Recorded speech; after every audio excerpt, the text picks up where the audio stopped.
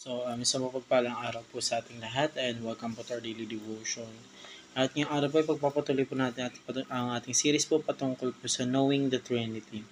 So ngayon po ay pangatlong araw na po natin at ito po ay the Trinity and Salvation. So para naman po sa ating scripture po, ito ay matatagpuan sa 1 Peter chapter 1 verse 2 at ito po ang sabi sa English version po, who have been chosen according to the foreknowledge of God and the Father through the sacrificing work of the Spirit to the obedient to Jesus Christ and is sprinkled with his blood.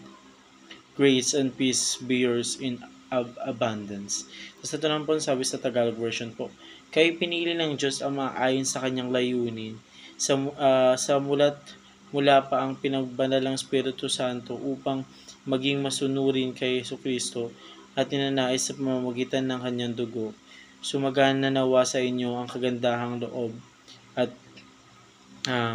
kapayapaan. So, para naman po sa ating katuruan po ngayong araw, ito po ang una. The Father ordains our salvation. So, ang ating Panginoong Diyos po, Ama, ang siyang pong nagtalaga or nagbigay po ng order para po sa ating salvation po. Kasi po ang Diyos Ama po ang nakakaalam kung gaano po tayo makasalanan po bilang tao, and siya lamang po ang makakapag alam po nun at magbibigay po sa atin ng kaparusahan at magsasalba po para po sa ating mga kasalanan po na ginagawa po dito sa mundong ibabaw.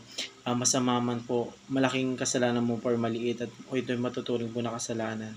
So ang ating Diyos Ama po ang siya nag-ordain po ng ating salvation po bilang kanyang anak po. So pangalawang katanungan po, the Son accomplished our salvation.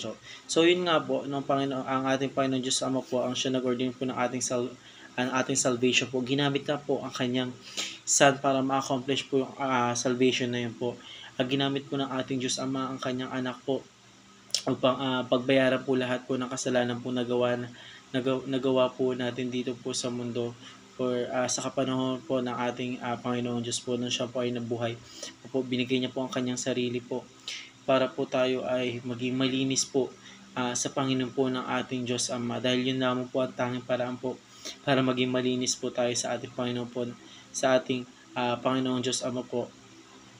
At ginawa po yun ng ating Panginoong Diyos po para po sa ating po mismong kagalakan, or at sa ating po mismo para hindi po tayo magdusa po doon po sa parusa po na tayo dapat po ang siyang magki-claim, pero binigay po ng ating Diyos ang kanyang sarili para po masalba po tayo doon po sa mga kasalanan na gawa natin po. So para po sa pangatong katuruan, the Holy Spirit applies the work of salvation. So yun na po yung Holy Spirit po pumasok po sa atin. At pumasok na po sa ating puso at sa ating isipan po.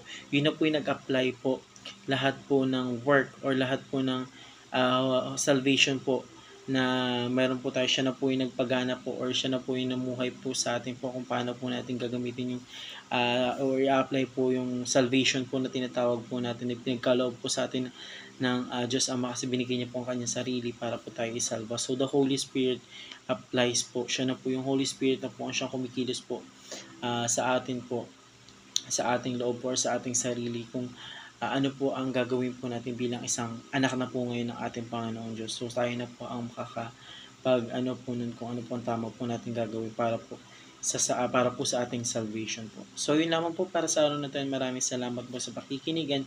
See you po ulit bukas para po sa ating daily devotion.